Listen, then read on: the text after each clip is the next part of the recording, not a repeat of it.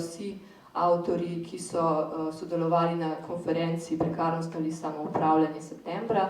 9 od 12, skupno 12 udeležencev je prispevalo svoje članke v revijo, plus povabili smo še enega dodatnega avtorja, Teja Gonza, ki je nekako predstavnik neke mlajše generacije, mislecev, v bistvu ekonomist, ki nekako, kakor pravi sam, misli, da je delavsko lastništvo prihodnost ekonomske organizacije. Naslov njegovega članka je Boomerski socializmi, milenijska levica in alternativa vmes. Naslednji članek je članek Katje Praznik, Alternativa, civilna družba in razredni boj. Katja Praznik je tudi bivša urednica revija Maska, v bistvu pa mi objavljamo eno poglavje iz njene knjige Paradoks neplačanega dela, kjer pravzaprav govori o instituciji samozaposlenih kulturnih delavcev v 80-ih letih, ki so se ločili od socialne varnosti in ekonomske stabilnosti, s tem, ko so pristali na to institucijo. Potem imamo v reviji tudi članek Ane Vujanović, Mlada prekernost ali staro samoupravljanje, ki razdeluje pomembnost konteksta obeh kategorij, se pravi prekarnosti in samoupravljanja, ki pa se ne moreta preprosto preslikati eden na drugega, ker pač imata neka posebna konteksta, tako da ona nekako na tej relaciji med enim in drugim kontekstom potem misli to dvojico. Nataša Petršin pa še les nekako razpira te teme prekarnosti skozi malo bolj intersekcijsko perspektivo.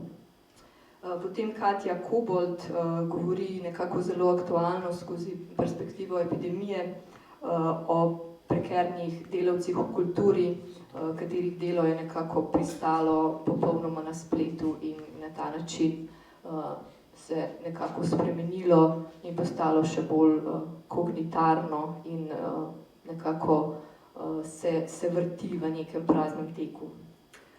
Potem imamo tudi članek Miška Šovakoviča, Logika pasti, digitalni proletariat, digitalni fašizem, simbioza med virusom in avtokracijo, nekako tudi razmišlja o digitalnem proletariatu. Potem Andrej Mirčev, ki poskuša misliti okupacijo gledališča Volksbühne v Berlinu, nekako kot oblike samoupravljanja. Naslednja je Bojana Kunst s člankom Prekarnost, samoorganiziranje in življenje umetnikov, nekako tudi razmišlja o pojmu skrbi. Bojana Kunst je pa tudi ena avtorica, katere knjigo že nestrpno pričakujemo v naši založbi Maska.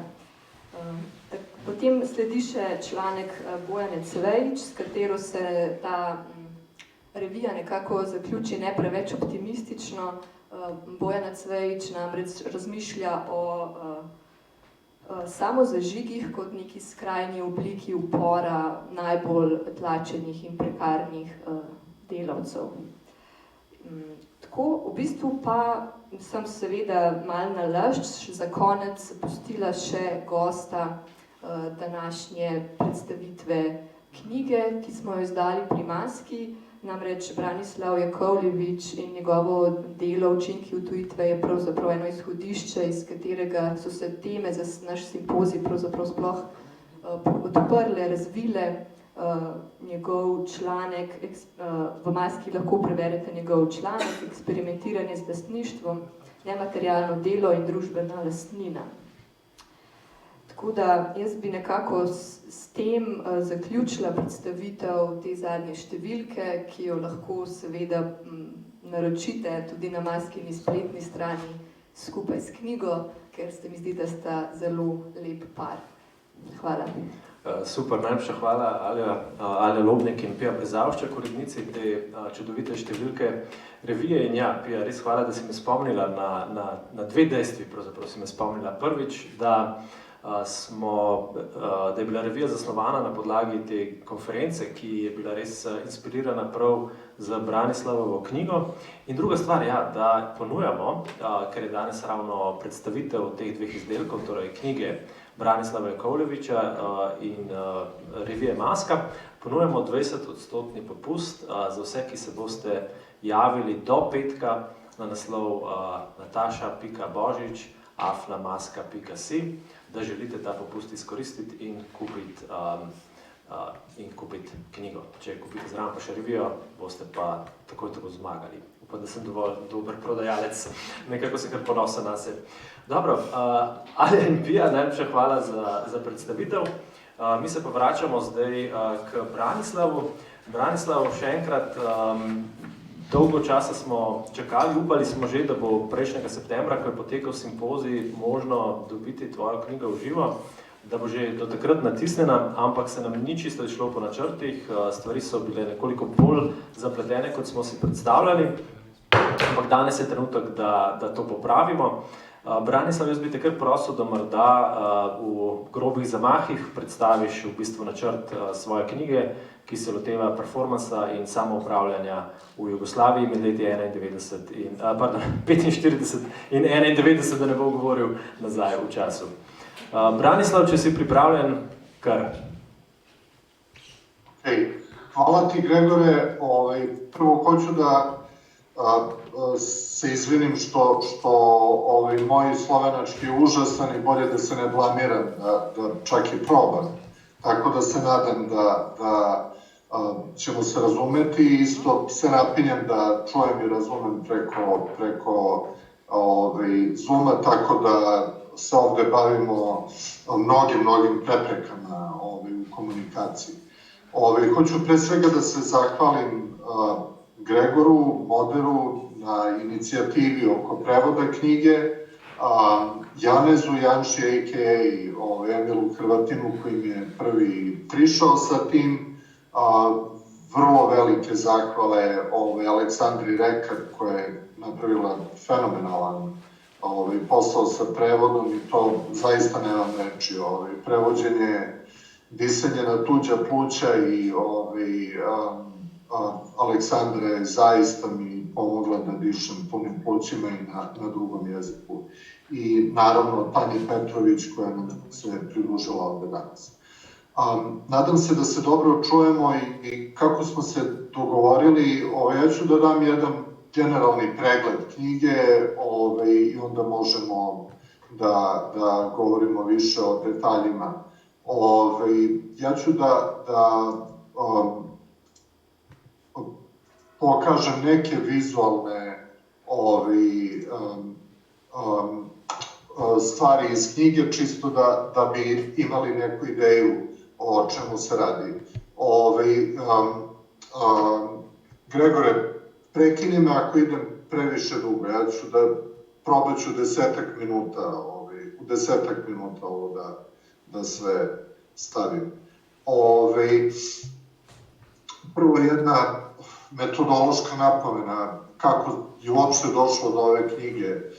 Naravno, kao knjiga sama ne bavi se, nažalost nisam dobro čuo predstavljanje broja maske o jugofuturizmu, ta mi ideja deluje jako zanimljivo. Ova knjiga nije ni nostalgični osvrt na Jugoslaviju, niti neki jugopesimizam, niti jugoskepticizam, nego je jedan pokušaj da se razume samoupravljanje kao jedna epistema i kao jedna, da kažem, da upotrebim altizerovski jezik, jedna teoretska praksa koja je imala vrlo jasne istorijske i epistemološke granice od 45. do 91.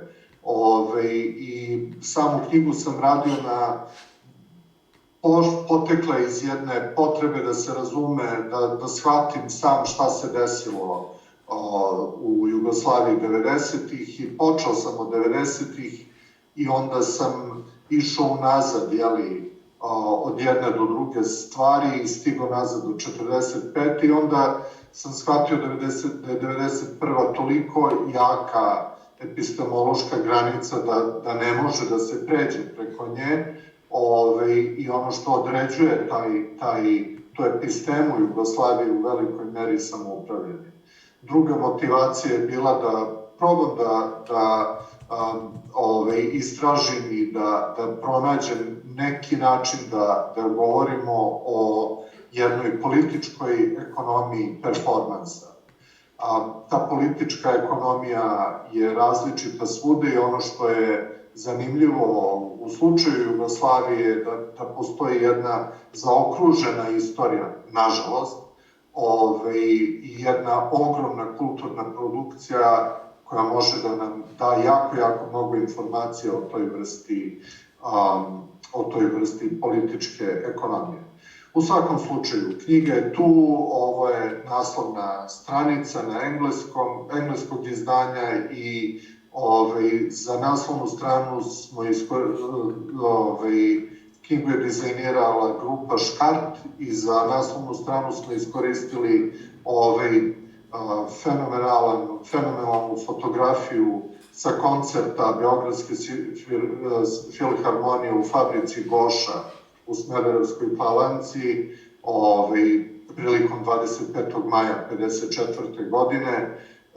I sam rad na pokušaj da pronađemo original fotografije nam govori nešto o onome što se desilo u Jugoslaviji. Znači, fotografija je napravljena za jedan radnički list, fabrika umeđu vremenu privatizovana i čitav arhiv je nestao. Znači, ono što se dešava, što se desilo u Jugoslaviji, u regionu Jugoslavije posle 1991. je ne samo privatizacija društvene imovine, nego jedna privatizacija prošlosti i privatizacija sećanja i jedna bitna odlika te vrste privatizacije što oni koji dele ta sećanja više ne odlučuju o tragovima koji o njoj ostaju, nego onaj koji privatizuje odlučuje šta ostaje u arhivama, šta ne, što uopšte zaslužuje da bude u arhivi. Knjiga ima 3 dela, sad ne znam tačno koji su naslovi, nemam kod sebe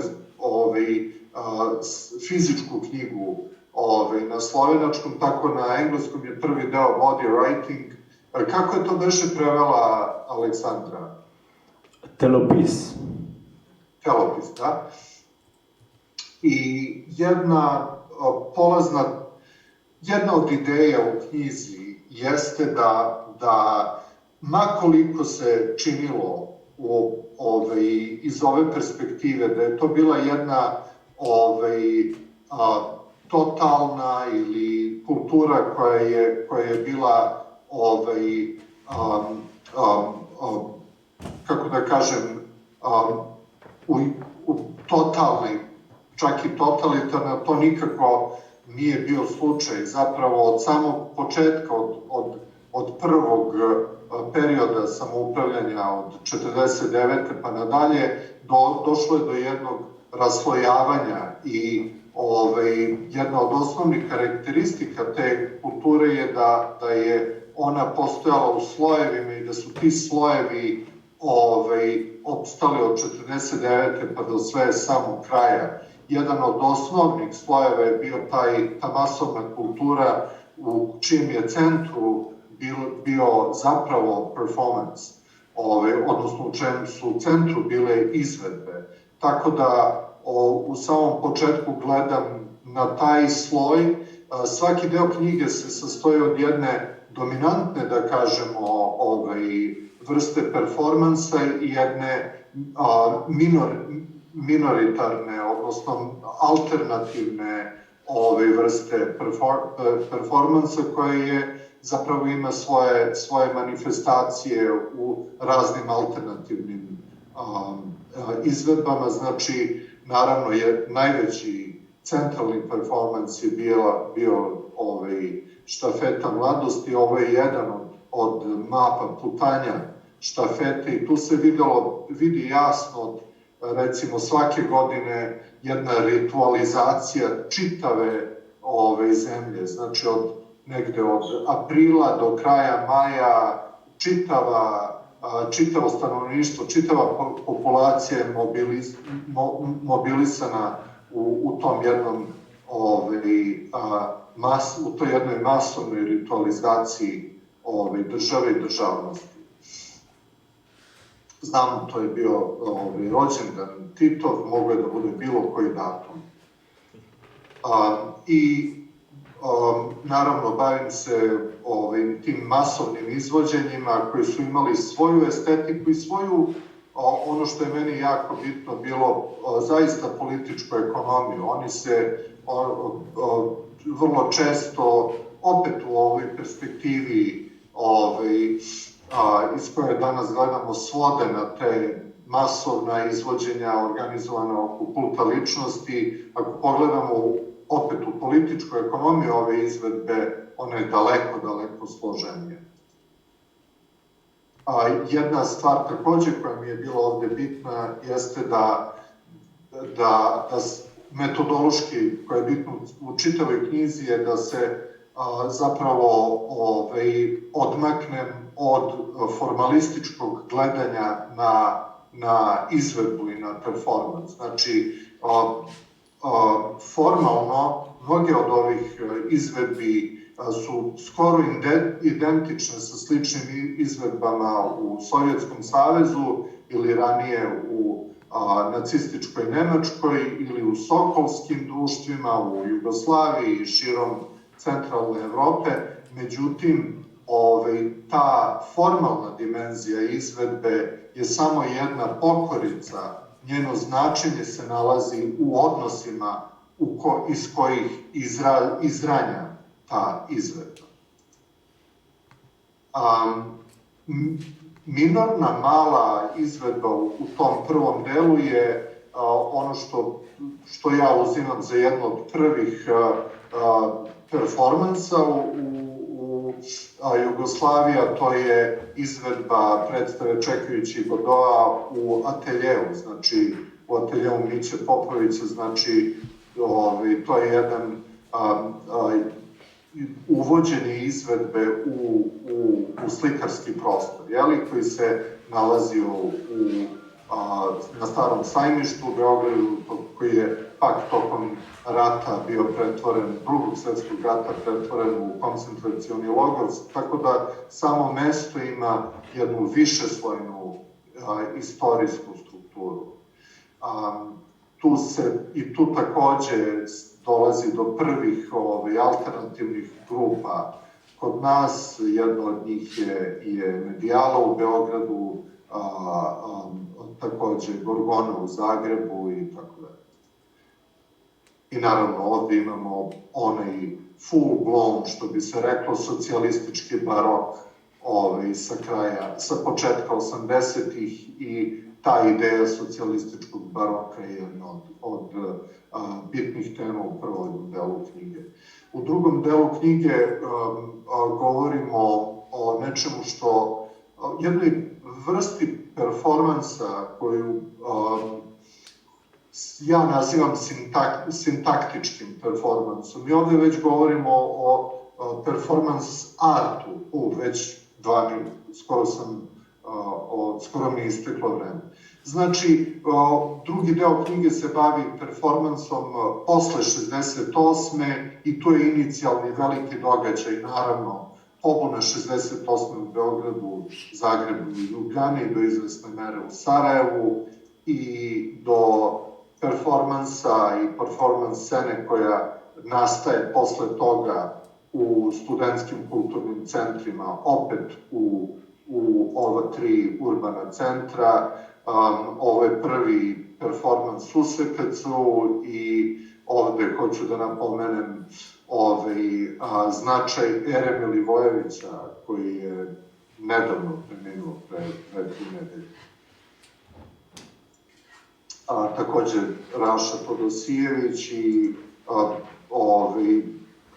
možemo kasnije da pričamo o vrstama performansa koji su izvođeni tada. Ono što je bilo fascinantno meni je to što su se bukvalno rame uz rame pod istim uslovima pojavljivali, mladi jugoslovenski umetnici kao što su Nuša i Srećo Dragan iz Ljubljane i Gina Pane iz Pariza. I treći deo knjige na engleskom je Disalienation Defects.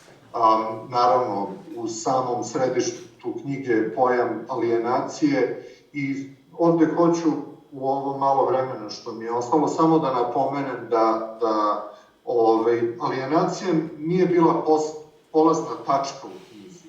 Ona je i izrasla, pojam i alijenacije se nametnu kroz proces istraživanja i sistematizacije svih tih stvari kojima sam se bavio tokom istraživanja. Postalo je vrlo jasno u jednom trenutku da je alijenacija, odnosno otuđenje, jedna zaista nit koja se provlači kroz sve ove segmente, kroz sve ove slojeve jugoslovenskog društva, jedna zaista nit oko koje se ideološki formira sama ideja samoupravljanja. I naravno treći deo knjige se bavi problemom, kako da kažem,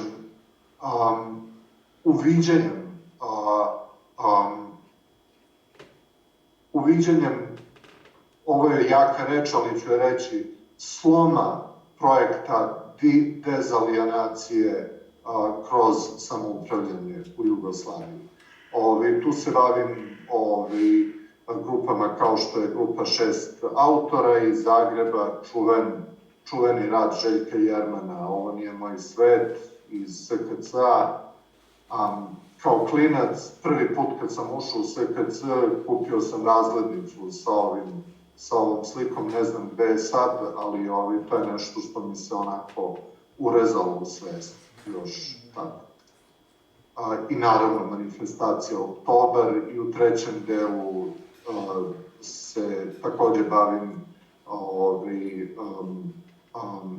psihoanalitičkom strujom iz Ljubljane, pre svega Žižekom i umetnošću iz tog kruga, iz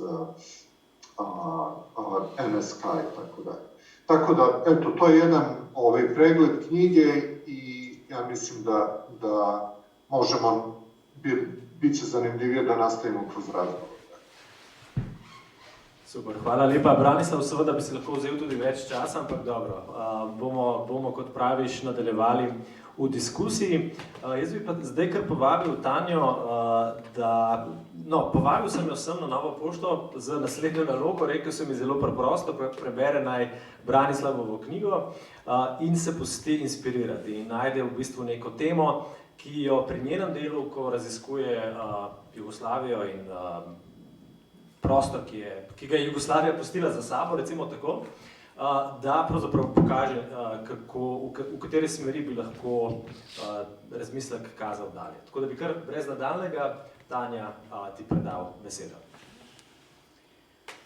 Hvala, Gregor. Hvala tudi za povabilo. Zelo vesela sem, da sem danes tu, da smo tudi na nek način v nekem dialogu, ki bi že veliko bolj bilo fajn, da poteka v živo, ampak tudi to je preseže, glede na to, kaj je postala realnost naših življenj zadnje čase.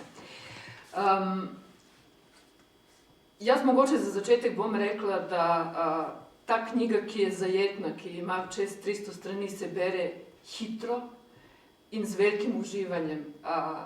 In sigurno je del zasluge, absolutno, očitno gre tudi prevajalki, del zasluge gre tudi avtorju. Knjiga se res je zanimivo napisana in se dejansko bere kot dober pustolovski roman, ali če grem še celo korak dlje v nespodobnih žanrovskih primerjavah, skoraj izgleda, kot da gledaš dober akcijski film. S tem, da seveda namesto postavnih moških in lepih žensk, ki skačejo po avtomobilih, ki gorijo, tukaj imamo neko drugo dramatično zgodbo. In glavni junaki so Jugoslavija, socializem, samoupravljanje in alternativne prakse in razne vrste dejansko družbenih, političnih, kulturnih praks, ekonomskih praks, ki so se dogajale in Branislav to večkrat v knjigi poudari in jaz se bom na to pogosto vračala danes, znotraj obstoječih inštitucij. Torej, tudi takrat, ko gre za alternativo, za družbeno kritiko skozi umetnost. Ta kritika se dogaja znotraj SKC-ja v Beogradu, Škuca, torej znotraj neke infrastrukture obstoječih inštitucij. In kar je res pomembno, se mi zdi, ker zelo pogosto so današnje interpretacije Jugoslavije in njene zgodovine med tema mejnikoma, ki jih je Branislav nakazal že v naslovu, so zelo pogosto partikularne in če gre za kulturo, se ignorira ekonomija, če gre za ekonomijo, se ponavadi itak ignorira vse ostalo. Zelo pogosto dominira naracija, neka teleološka naracija te, kako bi rekli, stoletja trajajočih trenj med različnimi narodi, ki je še enkrat kulminirala v 90-ih letih. Ta knjiga nam ne pusti partikularnosti v tem smislu skozi, na vseh teh straneh imamo prepletenost politične ekonomije z drugimi vrstami ekonomij, ki podajo eno zelo prepleteno, kompleksno sliko in to se mi zdi izjemna vrednost tega dela. Časovni razpon je prav tak, ki ga je tudi Branislav omenil, od leta 1945 do leta 1991, je širok, širši, kot ga ponavadi prenese ta žanra, ki sem jih na začetku omenjala. Ampak zgodba se hitro odvija, skoraj enako dramatično kot v akcijskem filmu. In za razliko od akcijskega filma, kjer ponavadi zmagajo ti isti podstavni, lepi ljudje, tukaj je zmaga na neki drugi strani. Junak naše knjige, Branislave knjige, ne zmaga.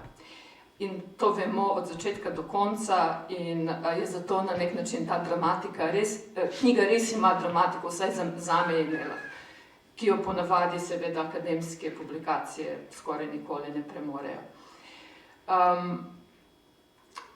Vemo, kaj se zgodi, vemo, da kot avtor tudi reče nekje proti koncu knjige, jugoslovansko samoupravljanje in vse njegove značilnosti, kot so družbeno lastništvo proizvajalnih sredstev in kolektivno odločanje, so izbrisani brez sledi. In vemo, da se je to brisanje zgodilo v neki koordinaciji s porastom atavističke, nacionalističke ideologije po eni strani in seveda nasilno privatizacijo družbene lastnine in nadaljevanje zgodbe je to, kar je tudi Branislav omenjal, privatizacija arhivov, privatizacija spomina, privatizacija zgodovine, ki je na nek način odvzeta tistim, ki so bili njeni akterji. Konec je torej tragičen in dokončen in irreverzibilen, vendar se knjiga in Branislav kot avtor ne odpove upanju in tudi mi se upanju ne bi smeli odpovedati. Govorili smo tudi o jugofuturizmu na samem začetku. In Branislav zaključi z upanjem, da bo njegova pripoved zmogla spodbuditi k novičnim razmislekom o tujitvi, performansu in samoupravljanju, celo tam, kjer je to najmanj verjetno. In jaz neizogibno, Gregor je na nek način to tudi povedal, trenutno sem v zgodbi, ki me dejansko postavi v to pozicijo, izhajam iz najmanj pričakovane pozicije za razpravo, ki jo danes tukaj imamo. Trenutno raziskujem izkušnjo služenja Jugoslovanske ljudske armade. In to je skoraj enako daleč, kot primerjati to knjigo z akcijskim filmom, ampak bomo probali. Oziroma, moje vprašanje je, kaj dobimo, če o samoupravljanju tudi razmišljamo kot izkušnji, oziroma jugoslovanskem socializmu, kjer je samoupravljanje njegov bistveni del. In moje glavno vprašanje pri tej moji nastajajoči knjigi JLA je dejansko se tiče izkušnje, spomina na to izkušnjo in gre za preprosto vprašanje, zakaj ogromna večina ljudi tako dramatično med sabo različnih ljudi, ne glede na vse, odkot prihajajo, koliko imajo izobrazbe, kateri jezik govorijo, kako so šli skozi 90-te, kako jim gre danes, zakaj večina, res velika večina teh ljudi na en ali drug način to svojo izkušnjo služenja, te totalne, opresivne, hierarhične inštitucije vidi kot smiselno. Zakaj obstaja nekaj, kar to izkušnjo naredi pomembno. In torej mene zanima proizvodnja smisla v tem smislu in proizvodnja pomena, in zato je ta knjiga meni bila izjemno dragocena, ker je seveda kakorkoli diametralno, mogoče na nasprotni strani od performansov alternativnih umetnikov od 60-ih let naprej v Jugoslaviji. Jugoslovanska armada je izjemno performativna inštitucija in izkušnja. Pravzaprav brez performansov in ritualov ne bi mogla obstajati. In zato mi je izjemno dragoceno to Branislavovo pisanje o jugoslovanski družbi oziroma Jugoslaviji kot dejansko performativni državi in cela ta zgodba, ki ima svojo genealogijo, seveda tudi v antropologiji, kar je tudi na nek način moje ozadje, da vsak performans, da vsak ritual odpira prostore tudi za nepričakovano, tudi za različne, ne vedno predvidljive odnose med akterji, med posameznikom in performativnim okvirjem. In Branislav to čudovito opisuje na primeru štafete iz Letov, skozi to idejo o kapilarnih strukturah. Druga pomembna stvar zame, razen performansa pri moji raziskavi Jugoslovanske ljudske armade in proizvodnje smisla znotraj te precej nesmiselne izkušnje dejansko, se tiče infrastrukture. In tako kot se v tej knjigi večkrat omeni in poudari, in kar sem jaz sama rekla, infrastruktura, ki je dejansko bila postavljena in precej jemana za samoumevno, se mi zdi ključnega pomena. In dejansko bom jaz bolj ali manj vse, kar imam zapovedati od zdaj do konca, posvetila tem vprašanju infrastrukture. Ta opresivna, totalitarna inštitucija Jugoslovanske armade, ki gre skupaj z tajno policijo in s partijo kot nek antipod temu, kar bi bilo samoupravljanje, je dejansko zame tudi inštitucija samoupravljanja. Iz preprostega razloga, ker ta performans, ki se tam dogaja, je dejansko bil sredstvo, je bil okvir, ki je omogočal, da pridejo ti drastično med sabo različni ljudje na skupna tla, da dobijo nek skupni jezik. In iz tega okvirja se je potem ustvarjal ne samo pomen, ustvarjali so se prijateljstva, ustvarjali se neka afektivna ekonomija, ki je to, kar danes šteje, ki je dejansko razlog, zakaj je ta izkušnja za toliko različnih moških še danes pomembna. In torej gre za nekaj in Branislav citira enciklopedijo samoupravljanja, kjer dejansko pod to točko C oziroma 3 se govori prav o tem, da gre za dejansko kapaciteto, da se na nek način da obstajamo, delujemo, se razumemo onkraj in zven nekih identitetskih kategorij, ki so nam vnaprej dane. Te kategorije, v katere smo zelo nasilno bili povrnjeni leta 1991 ali malo prej. In to je to, kar se meni zdi ključno. In te infrastrukture, ki jih je omogočila tudi JLA fizično, ampak tudi skozi prakso, skozi performans, se zame zdijo ključnega pomena. Te infrastrukture so omogočale, da se v Goši izvaja simfonija. Ta infrastruktura je omogočala Dušanu Mandiću, ki je služil vojsko leta 1981 v Nišu, v kasarni Bubenski heroji, kjer je bil, kako se temu reče, kasarnski, garnizonski slikar, da naredi vse, kar je potem postalo njegova, cel ta projekt Vojak DM Svet je lep. Ta ista infrastruktura je omogočala na nek način soobstoj praks, kot je amatersko društvo Jedinstvo, ki se mu je v nekem trenutku priključil Goran Đorđević. In jaz bi nekako ustrajala, da te stvari postavimo zraven, ker to je ključna stvar zame jugoslovanskega samoupravljanja. Ta infrastruktura, ki jo pogosto jemljemo kot samoumevno, čeprav seveda priznamo in da je pravzaprav ona ta, ki naredi jugoslovanski socializem zelo različen od ostalih vzhodno-blokovskih socialističnih držav. In v nekem trenutku je ta infrastruktura seveda postala odvečna. Proizvodnja smisla je trajala dlje od leta 68. Za veliko ljudi je trajala skoraj do samega konca. To so ti ljudje, ki jih danes vidimo kot naivne, ki do konca niso dojeli, kaj se dogaja. Ali so se čez noč pač od delavcev so postali, ne vem, Srbi, Hrvati, muslimani in tako naprej. Ampak dejansko je njim ta infrastruktura za obstoj kot nekaj drugega bila odvzeta, je bila ekspropriirana na en ali drugi način, je bila zapuščena, je bila prenamenjena ali uničena. In poznamo zelo dobro, da so domovi kulture dejansko postali zelo hitro, leta 91 pravzaprav mučilišta, prostori, kjer so si dogajali najbolj strašni etnični zločini. Torej, in to v tem dejstvu je veliko več kot simbolika, bi jaz rekla.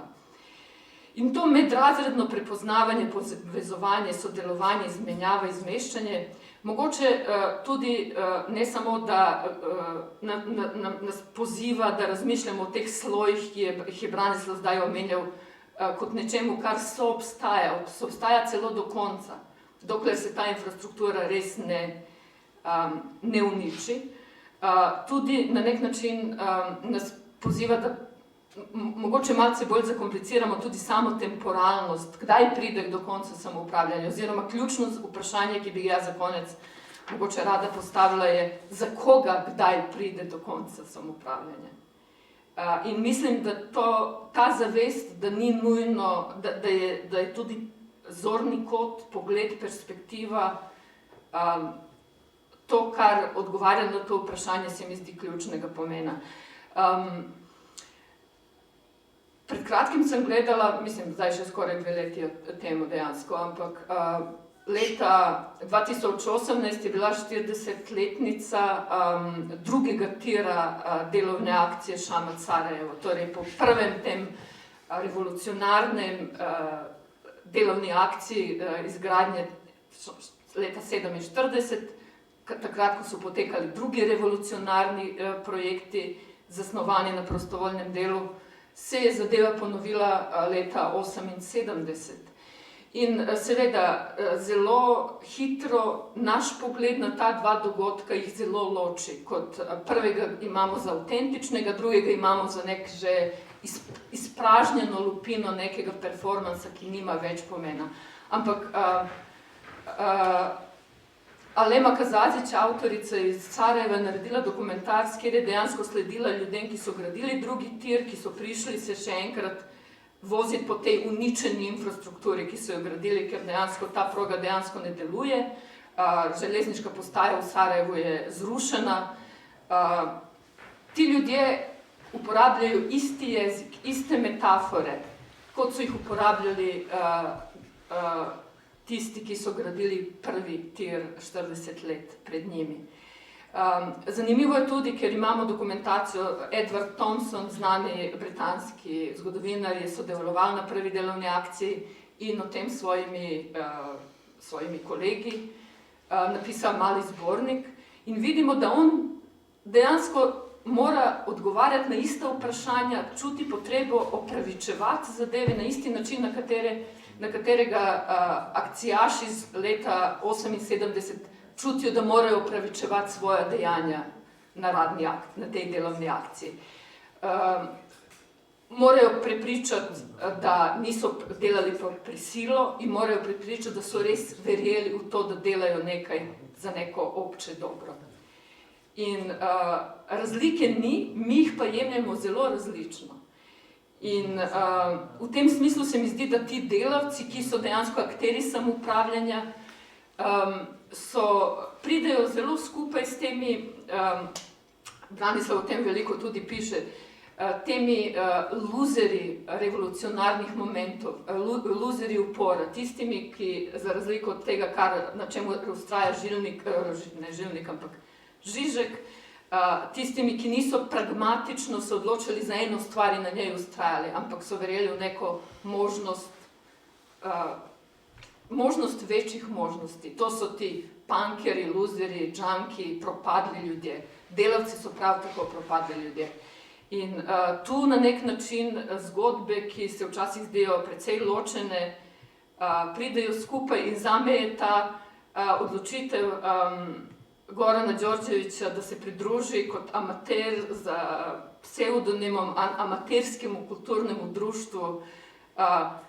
Jaz celo se ne bi strinjala, da je to opustitev umetnosti. Meni se zdi to samo na nek način prehod v drugo dimenzijo možnega. Obe dimenziji so danes bolj ali manj izgubljene. Jaz bi mogoče tle končala zaenkrat. Hvala. Ok, super. Hvala lepa, Tanja Petrovič, za to predstavitev, za ta odziv na Branislavovo knjigo. Branislav, občutek imam jaz imam občutek, da imaš ti gotovo kakšen neposreden odziv na to, kar je Tanja povedala. Če nimaš, bi vama pa obema nekako zastavil vprašanje, ki se mi je porodilo, Tanja, ob tvojem prispevku. In sicer me zanima glede samoupravljanja. Bom mogoče začel svojo lastno izkušnjo. Jaz sem bil 12 let star, leta 91, kar pomeni, da sem takrat ravno začel dojemati, kaj je to politika. In takrat je bilo beseda samoupravljanje je obstajala, je bilo zelo veliko. Beseda socializem je tudi obstajala, je bilo zelo veliko. Ampak je bilo obenem popolnoma jasno, da je to samo neka beseda, tako kot rečeš dober dan ali pa kaj podobnega. Ali pa tako kot danes rečeš, kako pa kaj poslujete.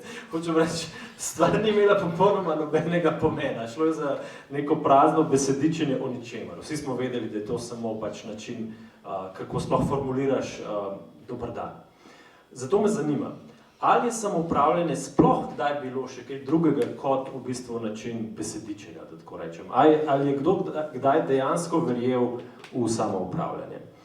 Zakaj to sprašujem? Zaradi tega, ker se mi zdi, da je to mogoče tudi neka podlaga za možno prihodnost.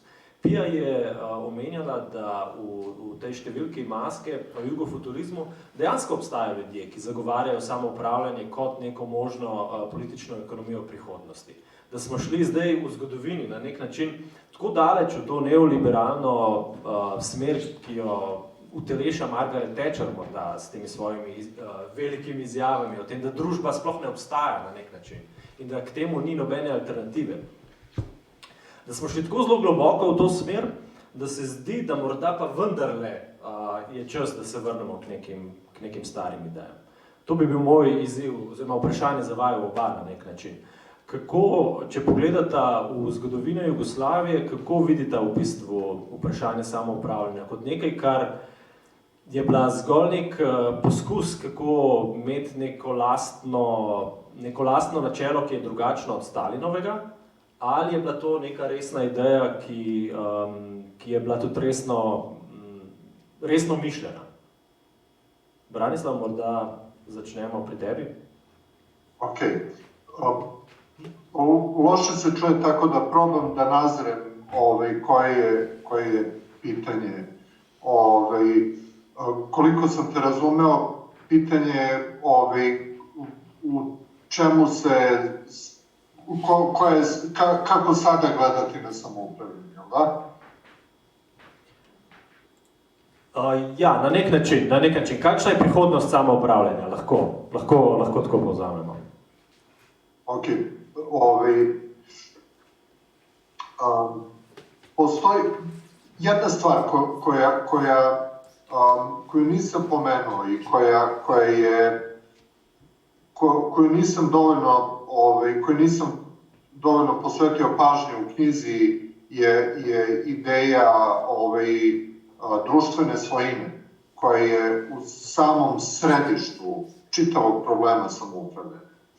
I Milo, vidim nosiš majicu sa ovog simpozijuma samoupravljanja i to je nešto o čemu sam probao da govorim tamo. Zašto to napominjem? To je meni je tajni projekat fascinantan. Čitava ova ideja JNA i te hijerarhične strukture, zato što je to jedan granični slučaj samoupravljanja. Znači, upravo u toj strukturi se oslikava jedna ivica, jedna krajnost, mesto na kojem samoupravljanje prestaje. Ta vojna hijerarhična struktura je čista negacija same ideje samoupravljanja, koja je zasnovana na ideji deljenja, udruživanja i nepostojanja hijerarhije i svojine. Zašto to napominjem? To napominjem zato što postoji veliki broj načina da samoupravljanje izgleda drugačije u zavisnosti od toga iz koje perspektive ga gledam. Ja sam gledao samoupravljanje iz perspektive zaista jednog čistog primjera samoupravljanja koje je izniklo u studentskim centrima početkom 70-ih. To je znači bio proizvod jedne istorije samoupravljanja koja je došla kroz razne turbulencije do tog trenutka. Ako bi gledali samoupravljanje iz perspektive JNA ili JLA, to bi bila jedna drugačija slika. Ili kad bi gledali kao Todor Puljić iz perspektive osnovnih organizacija udruženog rada, to bi opet bila jedna drugačija slika. Ono što je meni bilo fascinantno je da se upravo u tim udruženjima umetnika, tim spontanim grupama koje su se formirale na tim platformama, koje su se zvale studentski kulturni centri, iznikla jedna čista, jedna vrlo nepatvorena ideja samouprave. Nadam se da donekle odgovaram na tvoje pitanje, Gregore. Ovo je malo igre gluvih telefona, pošto te pola ne čujem, pola ne razumem, da više onako nagađam.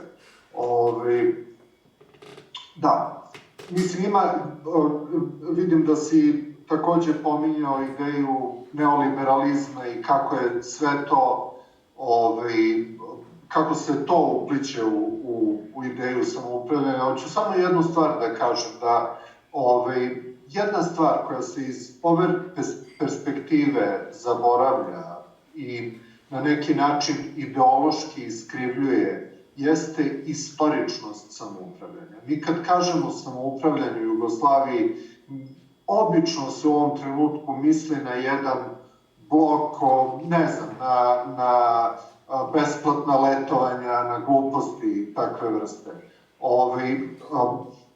Samo samoupravljanje bila jedna vrlo jedan istorični proces. Jedna od definicija samoupravljanja i društvene svojine jeste da oni stavljaju u pogon objekte. To je jedan proces, a ne produkt. To je jedan proces, a ne stanje. Tako da postoji više faza samoupravljanja i jedna od onih koja je meni najzanimljivija je opet post 68. i izrastanje neoliberalnog modela na zapadu i kako se ono gledao na procese u samoj Jugoslaviji. To je fascinantno i fantastično. I u tom smislu, gledajući u Jugoslaviju, mi možemo da naučimo mnogo o razvoju zapadnih društva. Hvala, Branislav. Tanja, si želela tudi ti kaj dodati, odgovoriti? Lahko probam, jaz te boš slišim. Vprašanje pa, če me kaj bolje razumeš. Absolutno. Ampak ne nazadnje, to je tudi performans, ker dejansko prav to... Izključil si ton. Aha. Ok. Jel me čuješ sada? Pa te čujem. Ok. Zdaj moram paziti z jezikom. Ta ideja, da smo imeli na začetku nekaj, kar je bilo polno smisla in da so ljudje res govorili to, kar so verjeli in kar je bilo, in se potem s časom ostaja forma, vsebine ni več. To je en izmed dominantnih načinov, kako razumemo propad socializma. To je Aleksej Jurčak, je napisal knjigo, ki je res postala na nek način ključna za to razumevanje in vse nadaljne interpretacije. Ampak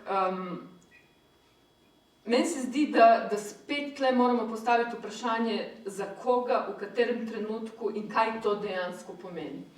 In meni se zdi prav to, da verjetno tam konc 80-ih, ko si ti bil star 11-12, jaz malo več, marsikaj se je malo zdravo zagotovo, kot da je tle, ampak isto, kot rečemo dober dan, rečemo samoupravljanje.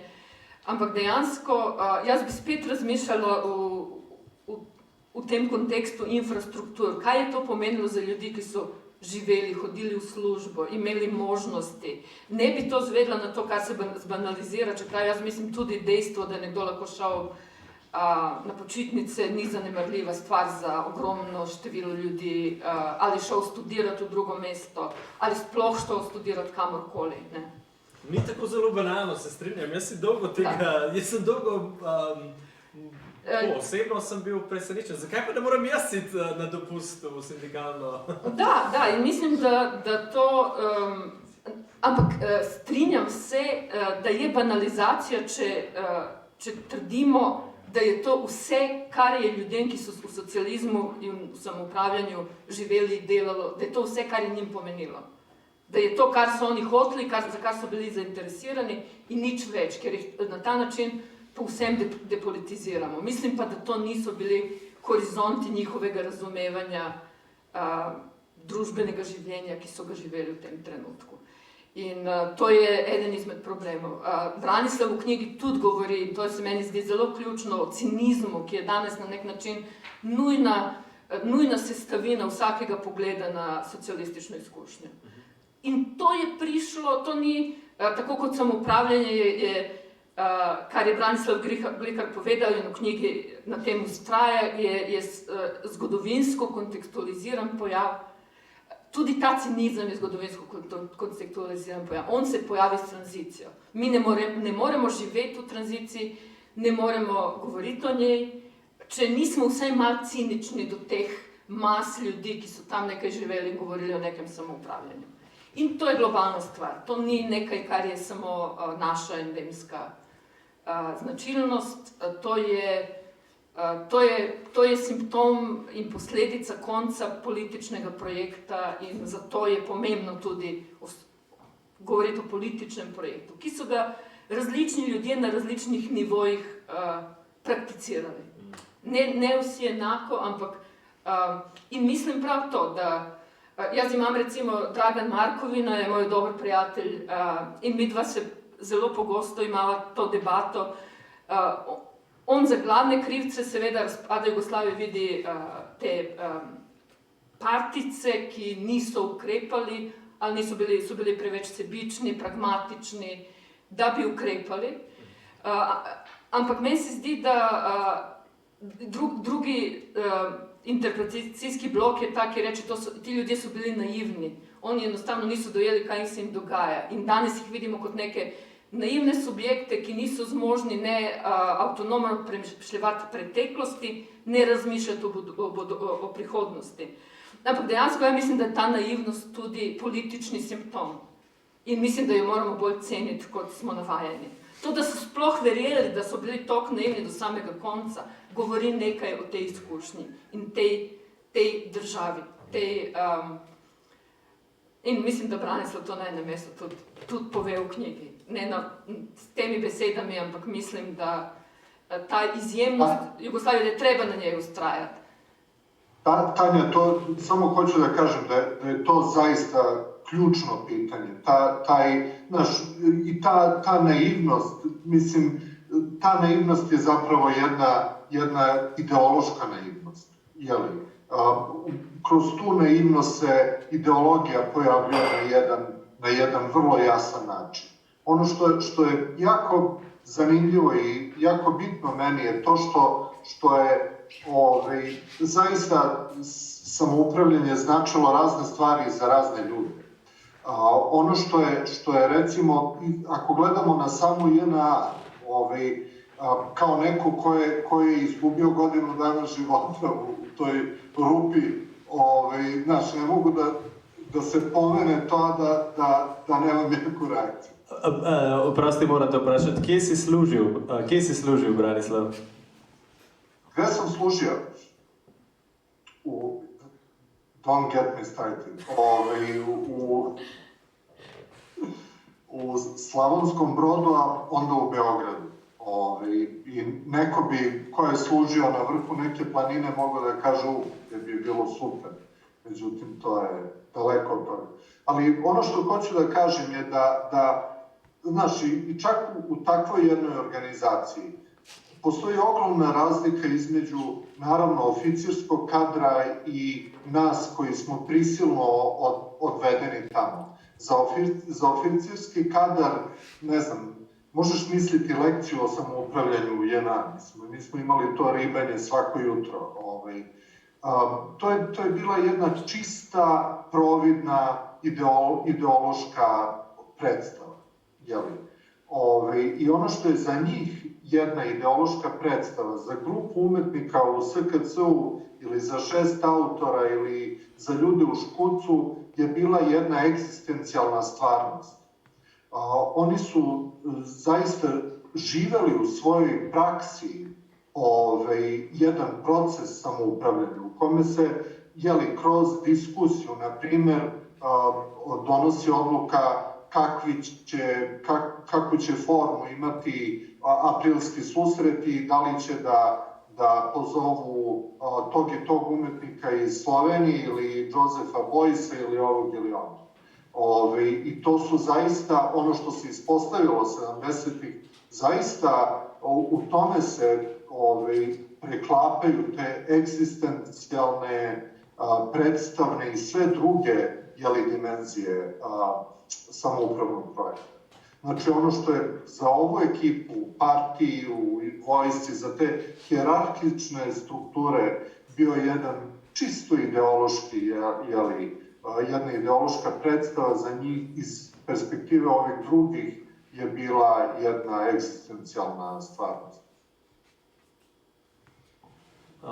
Jaz sem se še nečesa domislil, upam, da mi dovolite, da še sam dodam nekaj. Pogosto se za kapitalistični tip demokracije govori, da ona pa ne teče na ideološki pogon, da tukaj pa ni nobenega verovanja, da ne obstaja noben človek, ki bi mahal za zastavo kapitalizma, da bi res verjel v kapitalizem, da to enostavno ne obstaja. Citirajo Winstona Churchilla, ki je, mislim, cinično, zelo cinično rekel, da je demokracija slaba, ampak najboljša od vseh sistemov, ki so na voljo. Na nek način ni nikogar, ki bi verjel v to zgodbo. Ampak mislim, da to dejansko ne drži. Mislim, da dejansko kapitalizem lahko obstaja samo na izjemni metafizični predpostavki, da smo vsi del nekega trga. Na vse zadnje, da so celo naravni procesi v bistvu že protokapitalistični procesi. Spomnim se, Branislav, ko sem bral tvojo knjigo in opisuješ praksisovce, filozofe praksis skupine, ki so se posmehovali, napadali, radikalno kritizirali stalinistično dialektiko, ki je poskušala celoto sveta zreducirati na neke obrazce, logične enote, ki povezujejo na neki ravni v bistvu procese v naravi, v vesolju in medčloveške odnose. Ampak nekaj takega v resnici ponuja tudi kapitalizem. Na nek način nam poskušajo prodati, kot da je neka naravna nujnost v tem, da se kar naprej prodajamo, da smo kar naprej v nekih prodajnih odnosih, menjalnih odnosih in tako naprej. Skratka, kot da narava sama narekuje v bistvu neko etiko, da, če tako rečem, kapitalizma.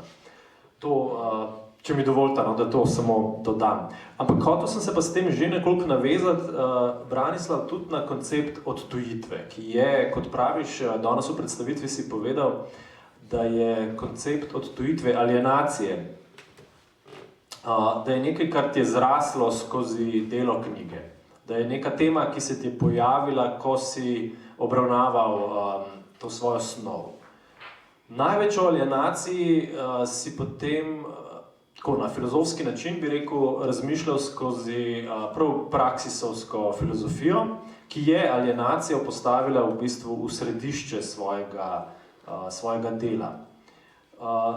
Pa me zanima, kako pravzaprav vidiš, opisuješ delno tudi razliko, ki bo za naše bralce gotovo zelo zanimiva, neko razliko med tem, kako je ljubljanska filozofska šola skozi francoske avtore, predvsem tudi skozi Lacana in druge, pravzaprav samo alienacijo mislila zelo drugače. Pa me samo zanima, če bi lahko morda še o tem kakšno rekli. Se pravi, kako je ta filozofski koncept alienacije iz mladega Marxa na nek način bil na eni strani del neke praksisovske šole, recimo temu, in kako je ta pojem ni nikoli vžgal zares v ljubljanski šoli. In tretjič, kako se v bistvu to vprašanje alienacije kaže v umetniških praksah.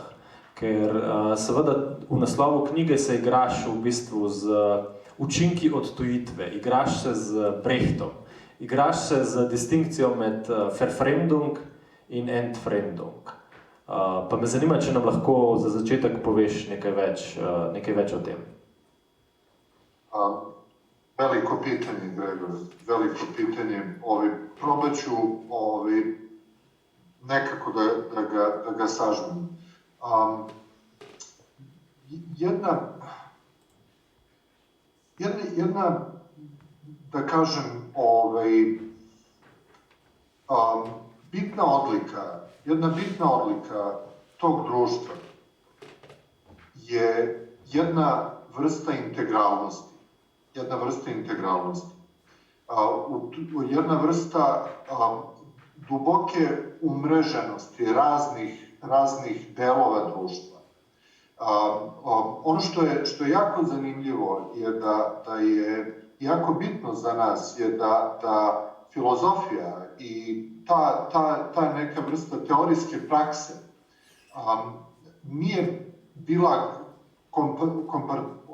izuzeta, nije bila odvojena od ostatka društva na način na koji je to ona tradicionalno u liberalnim i neoliberalnim društvima. To ima svoju dobru i lošu stranu. Loša strana je to što smo mi imali u takvim društvima, kao i u drugim socijalističkim zemljama, jednu predimenzioniranu ideju filozofa kralja. Dela Tita su odmah pored Marksa, Engelsa i Lenjina, premda im on nije ni do kolena u bilo kom smislu, to je negde i Hegel i tako dalje. Veljko Vlahović piše teorijske spise i oni su svi vrlo bitni ljudi, ali ono što je pozitivna strana svega toga je što iz tog diskursa ne mogu da se izuzmu automatski i pravi filozofi, kao što su Kangrga i Gajić i posle u drugoj generaciji ljubljanska psihoanalitička škola. Tako da na jednom nivou diskursa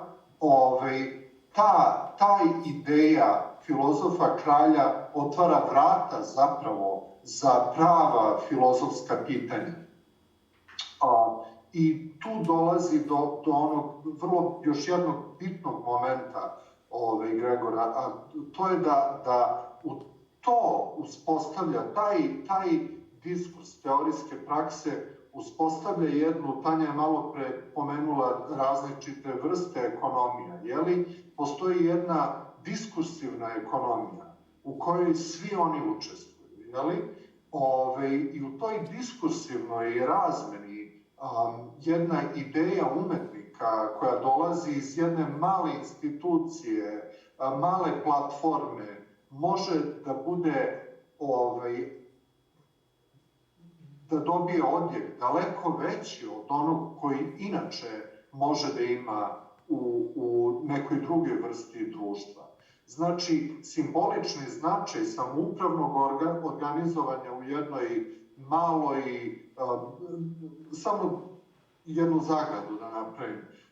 Postoje dva vrsta tumačenja studentskih kulturnih centara. Jedan je da su posle 68. to zapravo bili zabrani mesta gde su vlasti gurnule te mlade ljude, dali jedan mali zabran slobode i neka se igraju oni u svojem ćošku, a mi ćemo da radimo svoje. To je jedna interpretacija. Druga interpretacija je da su zapravo ti centri izborene platforme, izborene krvlju. Mislim, ti su ljudi prebijani u junu 68. robijali i tako dalje. Znači, izborili su se za jednu društvenu platformu sa koje su mogli da se obraćaju društvu. Ja sam sklon, mislim da je prva interpretacija cinična i sklon sam da se okrenemo ovoj drugoj. I u tom smislu, u tom diskursu, ove različite vrste problema, otuđenja i alijenacije postaju jako bitne. Praksis je, moram da kažem, u izvesnom smislu se slagao sa idejom klasika marksizma o otuđenju i razotuđenju. Znamo da je Marks adaptirao ideju Hegela o Entfremdung, znači ideje otuđenja kao ospoljenja ljudskog rada, ljudske prirode.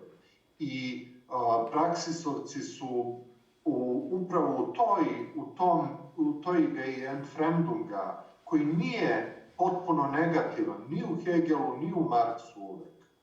Znači, za njih to je bio jedan uslov humanosti i humanizma. Ono što je bio problem bar kako ja vidim, za praksis je što su uzimali zdravo za gotovo tu ideju humanosti i humanizma. To je ono što mi zovemo humanistički marksizam. Intervencija, pre svega Žižeka, ali i ljubljanske psihoanalitičke škole je da dovedu u pitanje zapravo, premda nisam nikad, možda tu treba malo bolje istraživanje da se uradi, da li su ikad oni direktno se obraćali Kangrgi, Petroviću i ostalima, ali sama intervencija u tu a priori humanost, šta je čovek i ljudska osnova marksizma i sve to, oni to zapravo dovode u pitanje. I to je vrlo, vrlo bitna intervencija u celoj toj priči. Za mene je zaista jedna od ključnih tekstova kod nas objavljenih je Žižekov znakoznačitelj pismo. To je jedna vrlo, vrlo duboka teorijska intervencija u sva ova pitanja kojima se mi bavimo. Tek posle toga dolaze njegova čuvena trilogija sa početka 90. Izvini, dugačak odgovor, ali pitanje je zaista ključno. Super, Tanja, si hotela kaj dodati? Ne. Dobro, potem imam jaz še eno vprašanje, da sicer ne želimo biti predolgi danes, hočemo biti kratki in sladki, pa vendar vsaj eno temo bi si rad, da si jo danes, da se ji še posvetimo. In sicer politični performance. To je neka tema, Branislav, ki te spremlja kar nekaj časa. Slobodana Miloševića si... Za politične performance Slobodana Miloševića za to delo, za to raziskavo si celo dobil nagrado. Zanima me, kako je danes z političnimi performansi. Tanja, ko gledava situacijo v Sloveniji, dobro, zdaj s korono je tako in tako vse, mislim, res smo kot v Platonovi jami in marsikaj je performance, ampak pustimo to. Če pustimo krono ob strani, gremo samo na tip politike, tip diskurza, s katerim se ta politika v Ljubljani, v Sloveniji, uveljavlja, na kakšne teme odpira, na kakšen način se pogovarja z ljudstvom, se mi zdi morda blizu neke vrste performansa. Spomnim se recimo, Branislav, ne vem, koliko spremljaš politično situacijo v Sloveniji, iz Kalifornije najbrž zveni nepomembno, pa vendar. Ena od slik, ki smo jih videli, pa se mi zdi, da je res neke vrste performance, drugega izraza ne najdem, je bila, med protesti se je šel policijski minister, ki je nekaj takega kot tisti Borislav Jović, ki je dal, a se spomnite tiste zgodbe, ki je dal Miloševiću odstopno izjavo, potem je pa Milošević rekel, ne, ti, ker želim, da si še naprej predsednik. Mislim, res je tak lik čuden je ta naš policijski minister, no in on se je šel med protesti slikati z specialci oboroženimi do zob in tiste slike je potem pustil, da so krožili po internetu. Skratka, hotel je poslati neko podobo v bistvu militantne oblasti, spomnim se tudi nekih fotografij, ko so orožniki hodili po Metelkovi, no? Mislim, blizu Metelkove 6, kjer ima Maska svoje prostore. Skratka, polno enih slik so nam pošiljali v javnost, ki so na ravni nekega performansa, teatra, ne vem, kako bi to poimenovala, Tanja? Saj sigurno. Mislim, mi smo zdaj res v neki čudni situaciji. To je, mislim, mi dva z Branislavom imava neko izkušnjo Srbije, kjer smo mogoče skozi to šli malo prej. Ni se končalo sploh, ni za to lažbo, še vedno traja.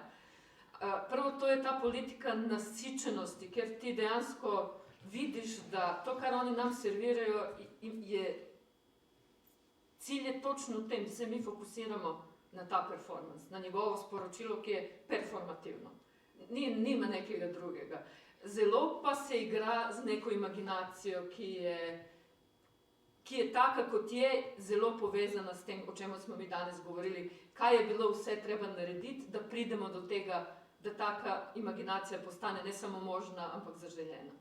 In to ima veze z dejansko uničevanjem ne samo samoupravljanja ali socializma kot političnega projekta, ampak tudi možnosti, da se spominjamo legitimno tega projekta. Težko je danes, ker zelo se je težko postaviti do tega. Mi vsi vemo, da na te performance nima smisla reagirati, ker potem se izčrpavamo v nekih odzivih na nekaj, kar dejansko ni glavna stvar. In zelo težko je navigirati to situacijo. Ta performance, po drugi strani, seveda, pogovarjali smo se veliko danes o vojski, pogovarjali smo se, saj JLA je vedno sodelovala tudi v tem rizomskem, kapilarnem performansu, skoraj vedno, na koncu so v nekem trenutku odnehali. In Branislav o tem zelo lepo piše v svoji knjigi, ampak ideja, ta performativna ideja neke moči, ki jo država ima, to za nas kot državljane ni relevantno. Jaz vem, kako blasfemično to zveni, da jaz zdaj tukaj zagovarjam neko militarizacijo, ampak mi hočemo državo, ki deluje, mi hočemo, da nas država cepi po nekem sistemu, ki ga naredi. Mi hočemo, da se nam ponovi izvedba boja s epidemijo, približno taka, ko jo opisuje v uvodu slovenski izdaji Branislav v svoji knjigi, z letom 72 je epidemijo. Zato pa rabiš malo bolj to, rabiš tam neke ljudi, ki bojo udarili po mizi. In to je zdaj ta problem, ki seveda, ta politika niti za to ni zainteresirana. To sploh ni njena, kako bi rekla, jaz mislim, da je to na nivoju performansa, ki ima to neko vlogo, da našo pozornost odvrne od brutalnega, neoliberalnega ropanja javne države. Da se nam to dogaja trenutno. Vse drugo je neka kulisa, ker mi se zelo zdaj izčrpavamo tem, kaj je Janša danes napisal na Twitterju, kaj je ta Hojs, mislim... S čim se ukvarjamo, prvi? Ja, mi se s tem ukvarjamo in to je strateško. To ni zato, ker so oni pač taki, kot so. To je strateško. In jasno je, kaj se dogaja. In to je nadaljevanje zgodbe iz 80-ih. Samo korak naprej. Branislav, kot rečeno, ne vem, koliko spremljaš to politično situacijo v Sloveniji, ampak morda vsaj odgovor iz Kalifornije, iz ZDA?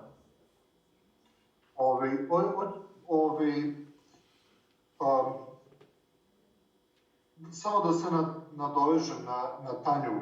Mislim da je, moram još jednom da kažem da je vrlo velika privilegija imati svoj rad preveden na drugi jezik i privilegija ne samo u nekom širenju, to nije popularity contest, nego je i privilegija u tome što imaš priliku da se vratiš svome radu posle izvesnog vremena, jeli? I meni je bilo naročito velika prilika da se ponovo vratim ovom radu sa predgovorom za slovenačko izdanje.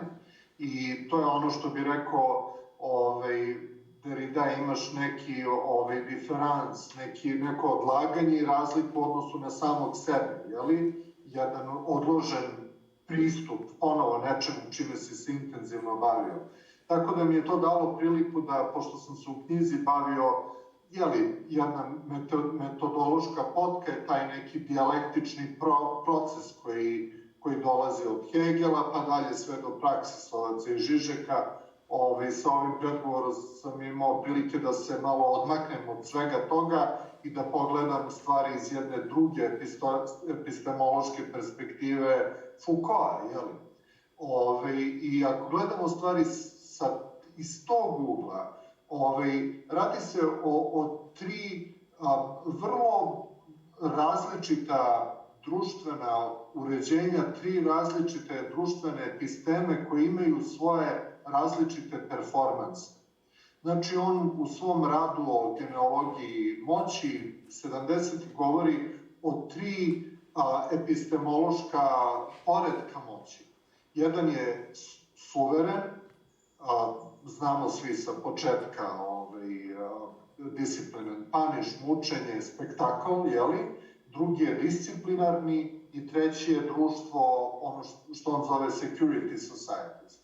Ključna stvar u svemu tome je da oni u ovom trenutku nisu, da se međusobno ne isključuju, da postoje uvek u svakom trenutku sva tri, suveren, odnosno spektakularni, disciplinarni i security, koji on takođe opisuje kao pastoralnu moć. Znači, to je kapilarna jedan kapilarni model moći.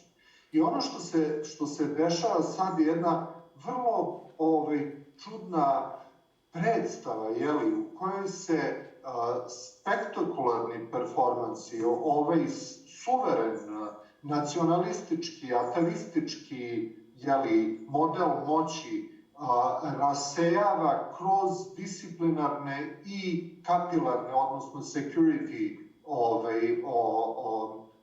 sisteme. I tu dolazi ne samo u Sloveniji, Srbiji, evo ovde do Trumpa, do pre nekoliko meseci, do snažnih potresa koji jednostavno su vrlo dezorijentirajući. Moj prijatelj John McKenzie je u poslednje vreme opsednut sa ovim nekim Putinovim savjetnikom Vladislavom Surkinom. Ne znam koliko se čulo tamo u našim krajevima o njemu. To je tip koji je smislio tu neku vrstu, ono što oni zovu tamo suverene demokratije. Sve je predstava, država je predstava i ti ne znaš da li postoji neki neki mozak koji smišlja sve ove lude stvari koje se dešavaju ili se to dešava tek samo po sebi. Znači, to je zaista proizvodnja neke vrste paranoične svesti. u kome mi gubimo zaista i ideju i razumevanje pre svega toga čemu država služi. Šta je država uopšte? Da li je država tu da nam pomogne da se zaštitimo od bolesti, jeli? Ili je ona tu da služi najbogatijima? Da li je ona tu da vodi računa da bogati ostanu bogati, a nama šta bude? Ili da zapravo služi samome društvu? Tako da u celoj toj predstavi zaista je veliko pitanje šta je uopšte politički performans. U kom smislu bi politički performans kao što ga je Brecht smislio bio efikasan ili smo mi u jednom svetu zapravo Schlingensief, baš je umro prerano. Njegove intervencije mi se čine mnogo primerenije ovoj vrsti dezorijentisanog društva. Dobro, Tanja, če se strinjaš, bova pustila Branislavu zadnjo besedo, na vse zadnje je avtor knjige, ki smo jo danes postavili v središče. Jaz bi se mogoče na tej točki zahvalil vsem, ki ste danes sodelovali. Najprej Ali Lobnik in Pi Brezavšček, ki sta predstavili novo številko revije Maska. Tanji Petrovič, ki je z menoj tukaj na Novi pošti se pogovarjala z avtorjem knjige. Vam, ki ste nas spremljali na Facebooku in ki imate še vedno možnost dobiti to čudovito in tehtno, da ne rečem težko, knjigo z 20% popustom. Mislim, da če pišete do petka na nataša.božič@maska.si in se prijavite. In seveda na vse zadnje bi se rad zahvalil še Branislavu Jakovljeviću za to, da piše tako dobre knjige. Kot bi rekel Nietzsche, zakaj pišeš tako dobre knjige, Branislav? Hvala ti, Gregore.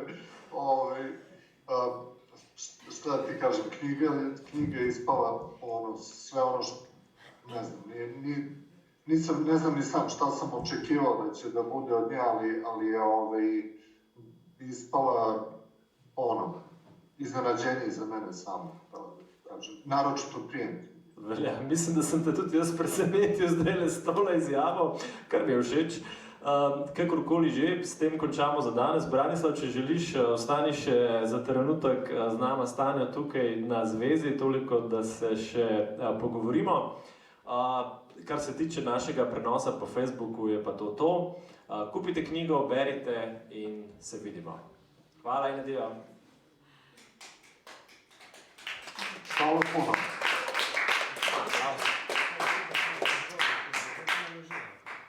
Ok. Čakaj, samo sekundo. Urška, smo končali?